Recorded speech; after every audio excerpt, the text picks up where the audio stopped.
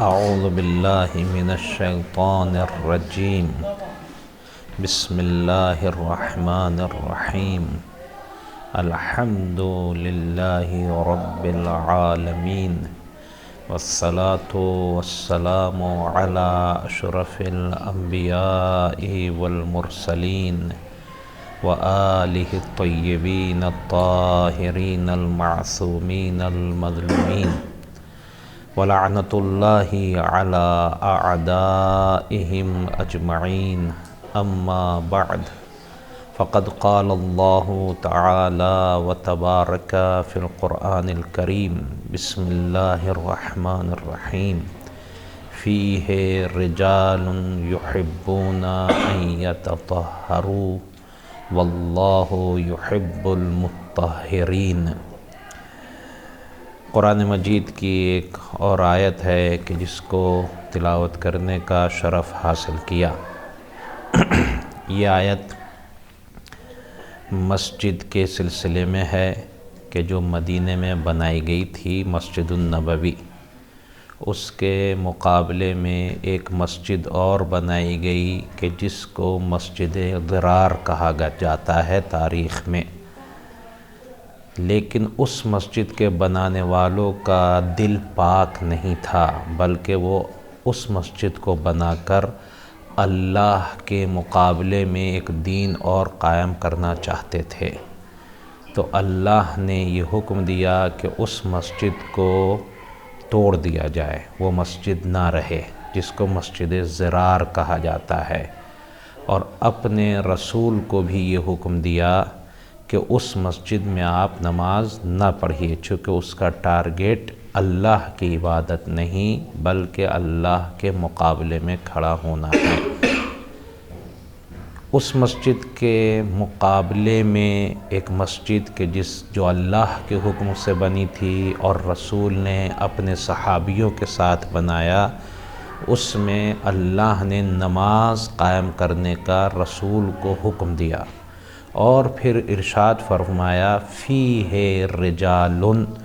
اس مسجد میں ایسے افراد ہیں جو یہ چاہتے ہیں کہ پاک بن جائیں، پاک رہیں اور پاک بن جائیں، لہٰذا آپ اس میں نماز پڑھیے۔ کیوں؟ یعنی ان کا دل پاک ہے، وہ اللہ ہی کے لیے یہ مسجد بنا رہے ہیں۔ فیہ رجال، اس میں ایسے لوگ ہیں، ایسے افراد ہیں، یحبون ان یتطہروا، ان کی چاہت یہ ہے وہ پاک و پاکیزہ رہیں، اور اللہ پاک و پاکیزہ لوگوں سے محبت کرتا ہے۔ اللہ سے دعا ہے کہ وہ قرآن مجید کی آیتوں کے صدقے میں اور محمد و آل محمد کے طفیل میں ہمیں بھی پاک بننے اور پاک رہنے کی توفیق عطا فرمائے۔ پاک رہنے کے سلسلے میں کی ہی غرض سے ہم نے یہ احکام بیان کرنے کا سلسلہ اور آپ نے سننے کا سلسلہ قائم کیا ہے۔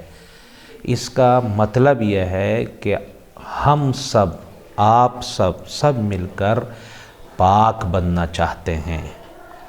اسی لیے ہم یہ مطہرات کے سلسلے میں گفتگو کر رہے ہیں کہ کن کن چیزوں سے کیا کیا چیزیں پاک ہو جاتی ہیں، ہمیں جاننا چاہیے۔ ہم نے الحمدللہ 7 مطہرات، یعنی وہ اللہ کے بنائے ہوئے سسٹم کہ جن کے ذریعے سے نجاستیں طہارتوں میں چینج ہو جاتی ہیں، بری چیزیں اچھی چیز بن جاتی ہیں، جن کو صحیح طریقے سے استعمال کرنے سے ہم اچھے راستے پر چلتے رہتے ہیں، وہ 7 چیزیں ہم نے بیان کر دیں الحمدللہ۔ آج ہم 8ویں ایسی چیز بیان کرنے جا رہے ہیں کہ جس کے انجام پانے سے نجاستیں طہارتوں میں تبدیل ہو جاتی ہیں، بدل جاتی ہیں۔ وہ کیا ہوتا ہے؟ کچھ اس کا مطلب جو یہاں لکھا ہوا ہے، آپ 8 نمبر پہ دیکھ بھی رہے ہیں، انتقال، یعنی نجس چیز کا کسی پاک چیز کا حصہ بن جانا۔ کوئی نجس چیز ہے، وہ پاک چیز میں گئی اور اس کا حصہ بن گئی، ٹرانسفر ہو گئی، تو وہ پاک ہو جاتی ہے آٹومیٹک، اللہ کا سسٹم ہے۔ اب اس کے لیے ہم کچھ مثالیں دیں گے، لیکن یہ بات آپ کے ذہن میں رہے، نجس چیز پاک چیز میں جا کر اس کا حصہ بن جائے، کہا جائے کہ یہ اس کا حصہ ہے، تب پاک ہوگی، لیکن اگر اس کا حصہ نہ بنے تو پاک نہیں ہوگی، وہ نجس ہی رہے گی۔ مثال کے طور پر سامنے کی مثال ہے، نالیوں کا پانی ہے، گندا پانی، نجس پانی اس میں جاتا رہتا ہے، وہ کھیتوں میں لاسٹ میں پہنچتا ہے، کھیتوں میں پہنچ کر پھر وہ زمین میں جاتا ہے، پھر وہ درخت میں پہنچ جاتا ہے۔ آپ پالک کھاتے ہیں، مولی کھاتے ہیں، آلو کھاتے ہیں، دانہ کھاتے ہیں، سب کھاتے ہیں، لیکن کیا ہوا یہ سسٹم؟ ابھی تک تو یہ پاک تھا، لیکن جب یہی ساگ کے کھیت میں چلا گیا، جب یہ مولی کی شکل میں ہو گیا تو اللہ کا حکم آیا، یہ ابھی تک نجس تھا، لیکن اب ہم نے جو فلٹرنگ کا سسٹم رکھا ہے، فلٹر کرنے کا، اس سسٹم کے تحت یہ پاک ہو گیا۔ یعنی اللہ نے زمین کو ایسے ہی نہیں بنایا، ہم نہیں سمجھا، ایسے ہی سمجھ بیٹھے، لیکن اللہ نے خود زمین کے اندر ایسا سسٹم بنایا ہے کہ وہ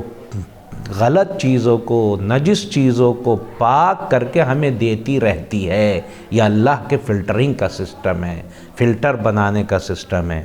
گیا تھا نجس، ہمارے گھر سے کیسا نکلا تھا؟ نجس، سب کچھ ہم جانتے ہیں، لیکن جب وہاں پہنچتے پہنچتے اب وہ درخت کا حصہ بن گیا، اب آپ اس کو نچوڑ کے، کچھ ایسے ہوتے نچوڑ کے آم بن گیا، اس کا جوس آپ نے بنا لیا، انگور بن گیا، اس میں سے پانی نکالا، پی لیا، پاک ہے۔ یعنی کیا؟ پھر آتے ہیں وہیں پر کہ نجس چیز گئی ہو، لیکن وہ اللہ کے فلٹر سے گزر کر چینج ہو کر پھر وہ پاک اس کا حصہ بن گئی ہو۔ ہاں، اگر وہ وہی کیا پیڑ کے پاس اگر پانی کھڑا ہو، یہ نجس والا کھیت میں کھڑا ہو، تو کیا آپ کہہ سکتے ہیں وہ پاک ہے؟ نہیں، ہر کوئی یہی کہے گا، آپ کا پیر اس سے ٹکرا گیا، ہاتھ سے چھو لیا، وہ نجس ہی ہے، کھیت میں جا کر نہیں ہوا، لیکن جب وہ زمین سے گزر کے پیڑ پر بن گیا اور اب آپ اس کو نچوڑ کے آم کو نچوڑیے اور پیجئے تو اللہ نے کہا پاک ہے، انگور کو نچوڑیے پیجئے پاک ہے، پرتقال اور سنترے کو نچوڑیے پانی نکلا پاک ہے۔ تو یہ اب یعنی گویا یہ وہ والی چیز نہیں رہی، نئی چیز کا حصہ بن گئی، اللہ نے کہا پاک ہے۔ اب دوسری مثال ہم دیتے ہیں آپ کو۔ مثال کے طور پر سب جانتے ہیں، آپ سب جانتے ہیں کہ خون نجس ہے، سب جانتے ہیں، جیسی آیا نجس ہے، لیکن اگر آپ کے جسم پر مچھر بیٹھا، مچھر نے یہی خون چوسا، مچھر کے پیٹ کے اندر یہ خون چلا گیا، تو اب کسی سے بھی جا کر پوچھئے، سب یہ کہتے ہیں اب آپ نے اس کو مچھر کو مار دیا، اب یہ خون پاک ہے یا نجس ہے؟ سب کہیں گے نہیں، یہ خون پاک ہے۔ کیوں؟ چونکہ اب یہ آپ کا، جب تک یہ آپ کے جسم تھا اگر نکلتا تو نجس، لیکن اب چونکہ یہ مچھر کا حصہ بن گیا تو اب یہ پاک ہو گیا، پاک چیز کے حصے میں چلا گیا۔ تو یہ ٹرانسفر جو ہو رہا ہے، یہ چینج اللہ جو ٹرانسفر کر رہا ہے، یہ ایک ٹرانسفر نے تو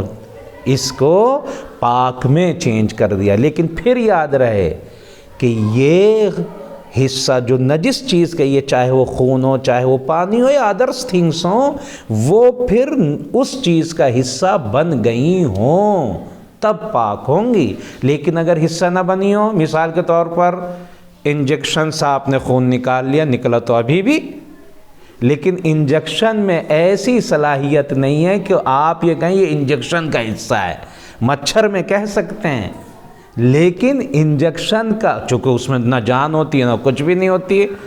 وہ آپ ہی کا کہلائے گا۔ جب بھی آپ ڈاکٹر سے جا کے پوچھیں گے میرے خون کا ٹیسٹ کیا تھا کیا ہوا، اس کا مطلب یہی آپ کا خون ہے، یہ انجیکشن کا نہیں ہے۔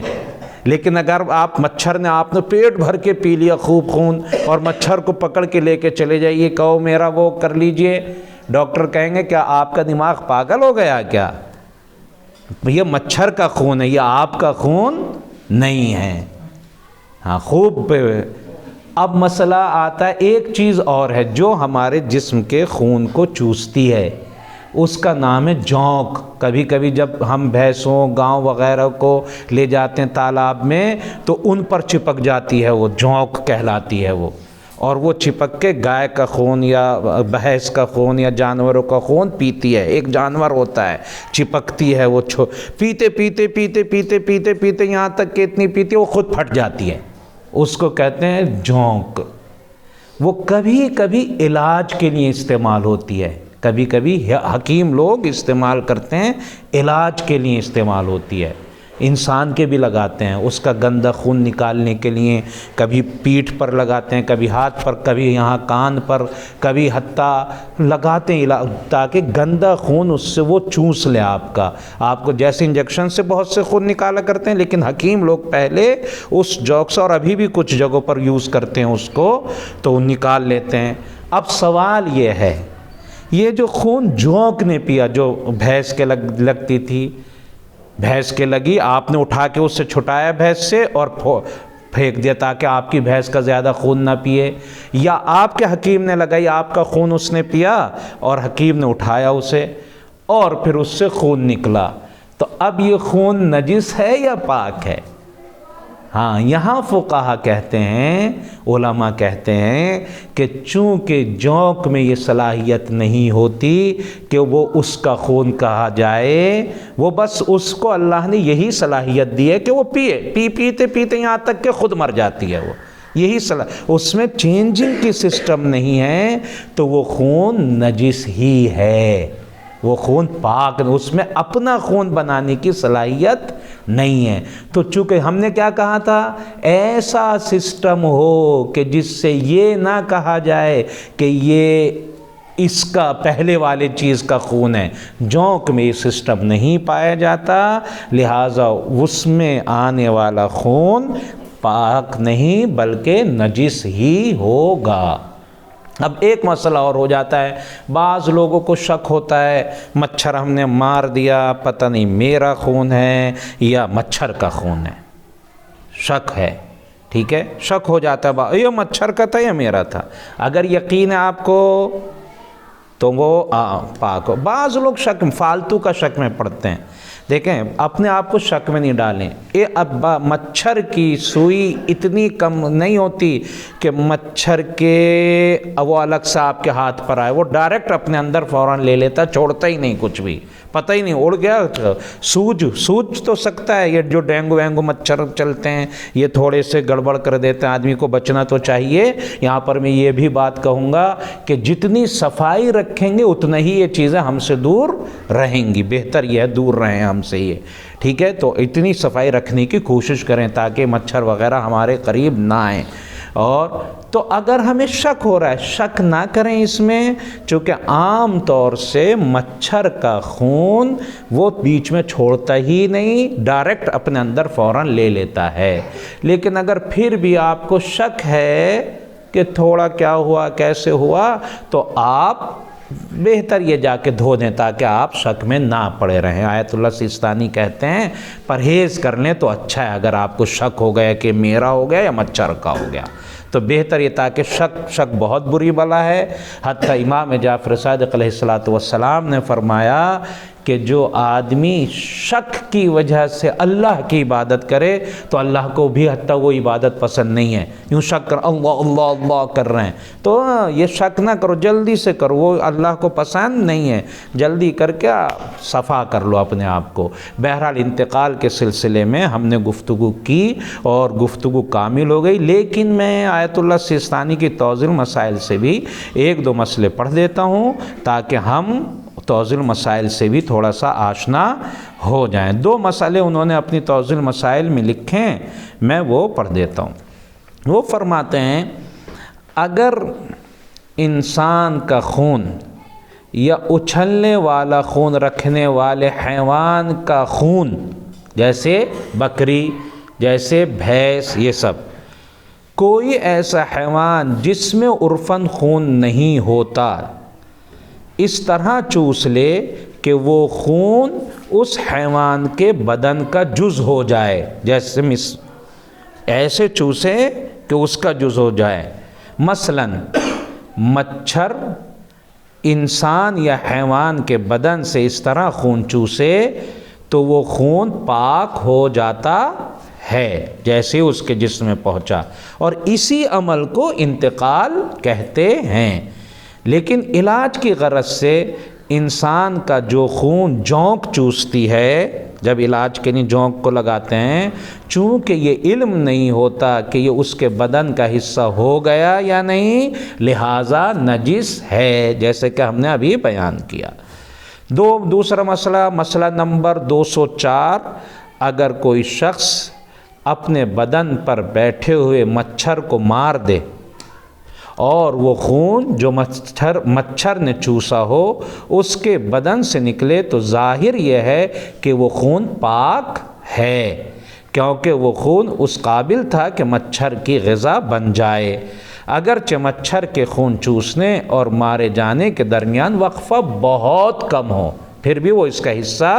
بن گیا، لیکن احتیاط مستحب یہ ہے، بہتر یہ ہے کہ اس خون سے اس حالت میں پرہیز کریں، یعنی جا کے آپ ہاتھ دھو لیں تاکہ اگر یہ شک وک ہو تو یہ ختم ہو جائے، ورنہ عام مسئلہ یہی ہے کہ جو خون مچھر کے جسم میں پہنچ گیا وہ اسی کا ہے، وہ آپ کا نہیں ہے اور وہ پاک ہے۔ والسلام علیکم ورحمۃ اللہ وبرکاتہ۔